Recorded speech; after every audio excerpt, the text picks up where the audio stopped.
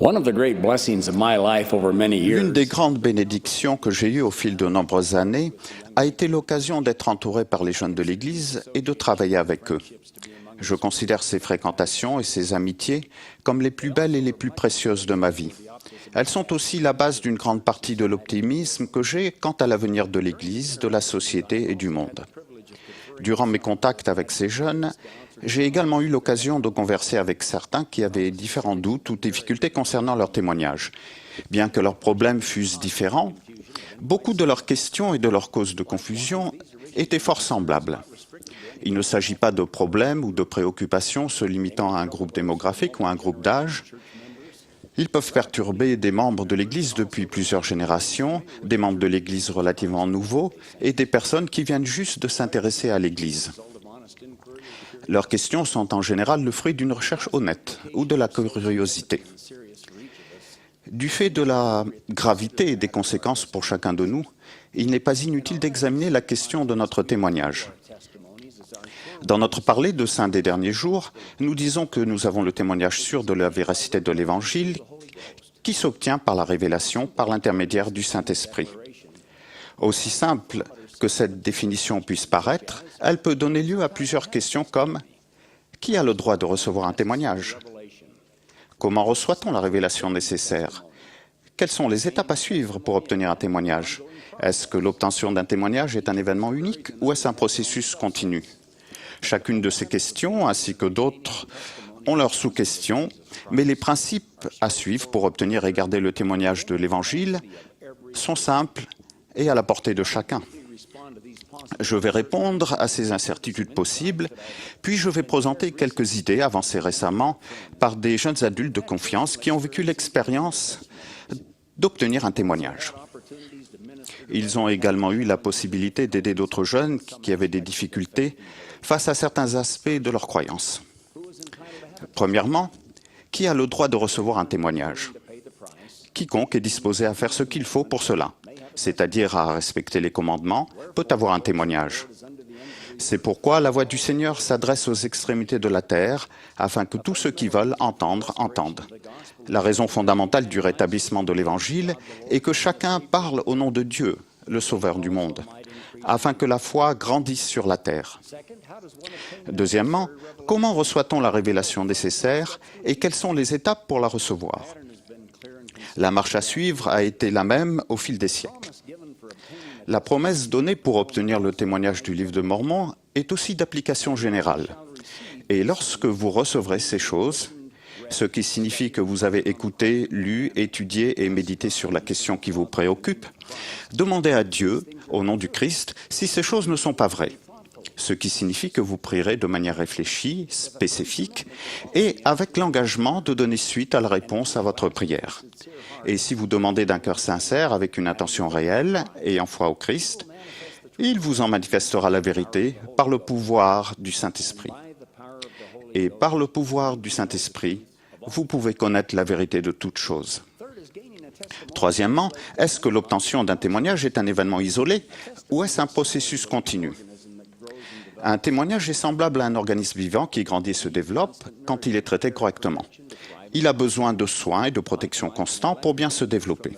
De même, le fait de négliger le mode de vie que le témoignage éclaire ou de s'en écarter peut amener à sa perte ou à sa diminution.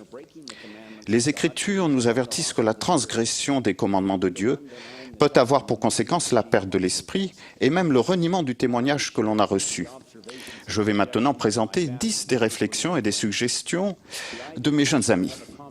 Les idées qu'ils avancent sont, dans leur conception et leur expérience, d'une nature assez courante. Elles ne vous sembleront donc pas étonnantes. Malheureusement, et en particulier dans les moments de difficulté, nous risquons temporairement d'oublier ou de minimiser le fait qu'elles s'appliquent à nous. Premièrement, tout le monde a de la valeur parce que nous sommes tous des enfants de Dieu. Il nous connaît, il nous aime et veut que nous réussissions et que nous retournions en sa présence. Nous devons apprendre à faire confiance à son amour et à son calendrier plutôt qu'à nos propres désirs impatients et imparfaits. Deuxièmement, bien que nous croyions au grand changement de cœur décrit dans les Écritures, il se produit souvent de manière progressive, plutôt qu'instantanément ou complètement, et en réponse à des questions et des problèmes précis, ainsi que par notre étude et nos prières. Troisièmement, nous devons nous souvenir que le but de la vie est d'être mis à l'épreuve et de nous dépasser afin que nous puissions apprendre à grandir par nos épreuves et que nous soyons reconnaissants pour les leçons que nous avons apprises et que nous n'aurions pas pu apprendre d'une manière plus facile. Quatrièmement, nous devons apprendre à nous fier à ce que nous croyons ou savons pour nous soutenir dans les moments d'incertitude ou dans les difficultés. Cinquièmement, comme Alma l'a enseigné, l'obtention d'un témoignage constitue une progression dans le cheminement qui conduit de l'espérance à la croyance et finalement à la connaissance de la véracité d'un principe, d'un point de doctrine déterminé ou de l'Évangile lui-même. Sixièmement, enseigner à quelqu'un ce que nous savons renforce notre témoignage. Lorsque l'on donne de l'argent ou de la nourriture à quelqu'un, on en a moins. Par contre, quand on rend son témoignage, il se renforce et il augmente, autant pour celui qui le rend que pour celui qui l'entend. Septièmement, nous devons faire quotidiennement les petites choses nécessaires. Les prières, l'étude des Écritures et de l'Évangile, l'assistance aux réunions de l'Église, le culte au temple, nos visites d'enseignement, nos visites au foyer et les autres tâches qui renforcent notre foi et favorisent la présence de l'Esprit dans notre vie. Quand nous négligeons l'un de ces éléments, nous faisons courir un danger à notre témoignage. Huitièmement, nous ne devons pas exiger des autres ce que nous n'exigeons pas de nous-mêmes. Trop souvent, nous laissons les erreurs ou les échecs des autres, des dirigeants ou des membres de l'Église, influencer notre vision de nous-mêmes ou notre témoignage. Les difficultés des autres ne sont pas une excuse pour nos déficiences personnelles. Neuvièmement, se montrer trop dur envers soi-même quand l'on commet une erreur peut être aussi négatif qu'être désinvolte lorsqu'un vrai repentir est nécessaire. Dixièmement, nous devons toujours être certains que l'expiation du Christ est complètement opérationnelle pour chacun de nous quand nous l'y autorisons. Alors, tout le reste se met en place, même quand certains détails, habitudes ou pièces qui semblent manquer dans la mosaïque de notre foi continuent de nous poser un problème. Je suis reconnaissant des idées, des points forts et des témoignages de tant de mes jeunes amis exemplaires. Quand je suis avec eux, je suis fortifié et quand je sais qu'ils sont avec d'autres jeunes adultes, cela me fortifie de savoir qu'ils font du bien au nom du Maître, qu'ils adorent et à qui ils s'efforcent d'obéir. Les gens font des choses bonnes parce qu'ils ont un témoignage. Bien que cela soit vrai, nous obtenons également un témoignage grâce à ce que nous faisons. Jésus a dit « Ma doctrine n'est pas de moi, mais de celui qui m'a envoyé. Si quelqu'un veut faire sa volonté, il connaîtra si ma doctrine est de Dieu ou si je parle de mon chef. Si vous m'aimez, gardez mes commandements. » Comme les filles et Mormons l'ont dit autrefois, je ne connais pas la signification de tout, mais je vais vous dire ce que je sais. Dieu, notre Père Céleste, vit et il nous aime. Son Fils unique, Jésus-Christ, est notre Sauveur et Rédempteur, et il est à la tête de l'Église qui porte son nom. Je sais que Joseph Smith a vécu tout ce qu'il a enseigné concernant le rétablissement de l'Évangile à notre époque. Je sais que nous sommes dirigés par des apôtres et des prophètes et que Thomas S. Monson détient toutes les clés de la prêtrise nécessaires pour notre profit et pour faire avancer l'œuvre du Seigneur.